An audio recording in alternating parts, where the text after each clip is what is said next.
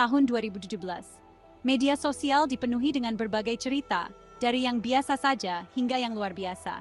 Namun, satu cerita yang dibagikan oleh seorang pemuda bernama Adam Ellis, sukses membuat bulu kuduk jutaan orang berdiri. Semua bermula dari sebuah tweet sederhana pada tanggal 7 Agustus. Adam menceritakan mimpi anehnya, mimpi tentang seorang anak laki-laki di kursi roda yang menyebut dirinya Dear David. Dalam mimpinya, Adam berada di sebuah perpustakaan. Dia merasakan kehadiran yang ganjil di dekatnya.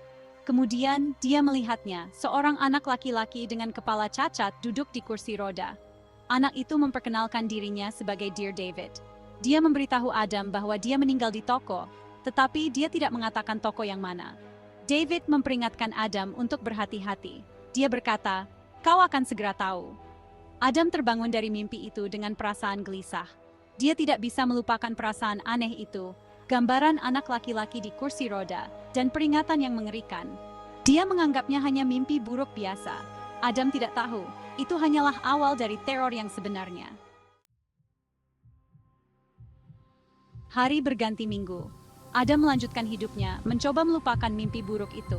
Namun sosok Dear David tetap menghantuinya. Kemudian mimpi itu kembali datang.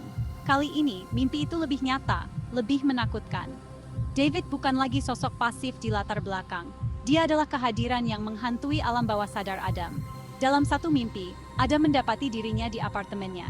Dia bisa mendengar suara samar sesuatu yang diseret di lantai. Dia mengikuti suara itu ke kamar putrinya. Di sana, dalam remang-remang, dia melihat David. Anak itu menyeret palu, matanya tertuju pada Adam. Mimpi itu begitu nyata, begitu terasa, hingga Adam mulai merasakan ketakutan yang konstan.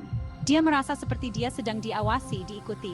Batas antara mimpi dan kenyataan mulai kabur.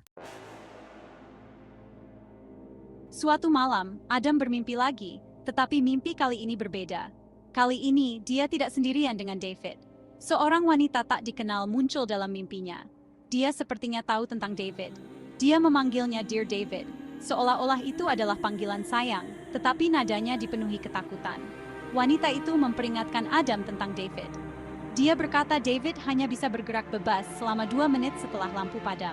Dia memberitahu Adam bahwa dia bisa mengajukan 2 pertanyaan kepada David setiap malam, tidak lebih.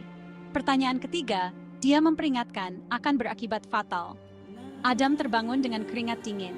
Mimpi itu terasa terlalu nyata, terlalu mendesak untuk diabaikan. Dia memutuskan untuk mengambil risiko. Dia akan mengikuti instruksi wanita itu. Dia akan mencoba berkomunikasi dengan David. Malam itu, setelah lampu padam, Adam mengumpulkan keberaniannya. Dia berbisik dalam kegelapan, "David, apakah kau di sini?" Yang mengejutkannya, dia mendengar suara gesekan pelan, datang dari sudut kamarnya. Keesokan harinya, didorong oleh respon itu, Adam mengajukan pertanyaan lain kepada David. Dia bertanya bagaimana dia meninggal. Sekali lagi ada tanggapan. Sebuah buku jatuh dari raknya, seolah didorong oleh tangan tak terlihat. Namun Adam, didorong oleh dorongan aneh, memutuskan untuk mencobai keberuntungannya. Dia mengajukan pertanyaan ketiga yang terlarang. "Bagaimana kau meninggal?" bisik Adam dalam kegelapan. "Hening." Kemudian, jeritan darah menggema di seluruh apartemen. Adam terlempar dari tempat tidurnya, tubuhnya menghantam dinding. Sejak saat itu, semuanya berubah menjadi mengerikan. David tidak lagi terbatas pada mimpi. Dia telah menyeberang ke dunia nyata Adam. Bagian 5, bisikan dalam gelap. Suasana di apartemen Adam berubah. Seolah-olah entitas tak terlihat telah pindah, membawa serta perasaan berat dan menyesakkan. Adam mulai mengalami fenomena aneh. Dia akan mendengar bisikan di tengah malam. Namanya dipanggil dari kamar kosong. Benda-benda bergerak sendiri.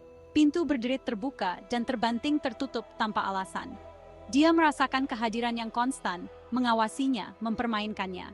Ketakutan itu terasa nyata, selimut yang menyesakkan yang seakan menyelimutinya. Suatu malam, Adam terbangun oleh suara namanya yang dibisikkan. Dia membuka matanya dan mendapati teleponnya, yang berada di nakas, menampilkan foto wajahnya. Tapi itu bukan dari galeri fotonya. Itu adalah foto yang diambil dari kaki tempat tidurnya, seolah-olah seseorang berdiri di sana, mengawasinya tidur. Bagian 6. Saksi bisu si kucing. Bukan hanya Adam yang merasakan kejadian aneh itu. Kedua kucingnya, Maxwell dan Finn, mulai bertingkah aneh. Mereka akan menatap tajam ke ruang kosong, punggung mereka melengkung, mendesis pada sesuatu yang tak terlihat. Mereka tampaknya tertarik pada kursi hijau di ruang tamu Adam, sering menatapnya dan menolak untuk mendekatinya. Suatu hari, Adam memasang kamera untuk merekam kursi hijau itu, berharap dapat menangkap apapun yang mengganggu kucing-kucingnya. Saat dia melihat rekaman itu, darahnya menjadi dingin. Kursi itu bergerak sedikit, bergoyang maju mundur seolah-olah seseorang yang tak terlihat sedang duduk di atasnya. Perilaku kucing-kucing itu adalah konfirmasi yang mengerikan bagi Adam. Dia tidak mengkhayal. Ada sesuatu di apartemennya, sesuatu yang bahkan hewan peliharaannya dapat rasakan. Bagian 7, bayangan dalam bingkai.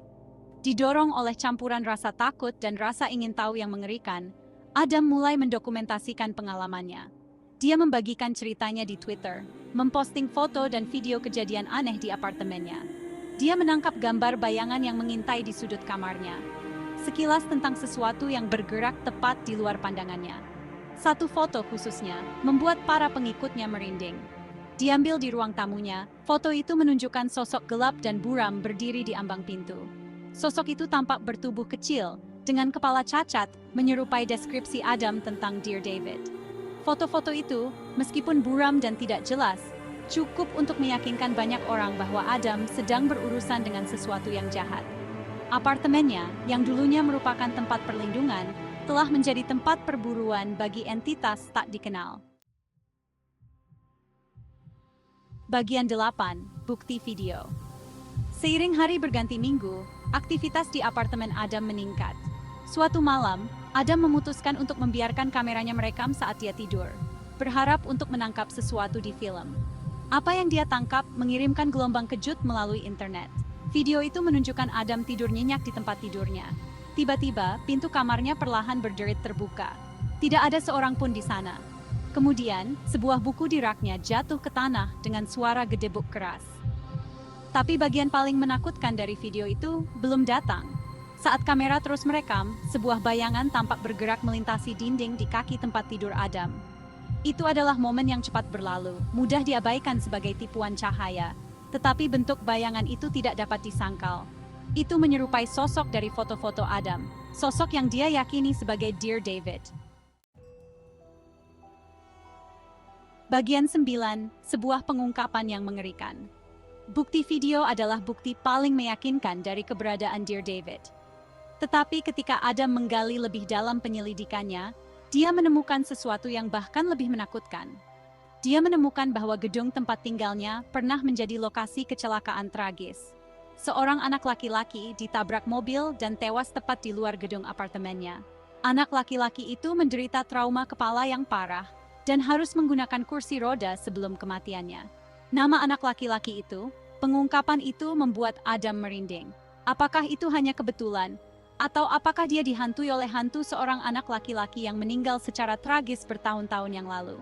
Batas antara kenyataan dan supranatural menjadi kabur.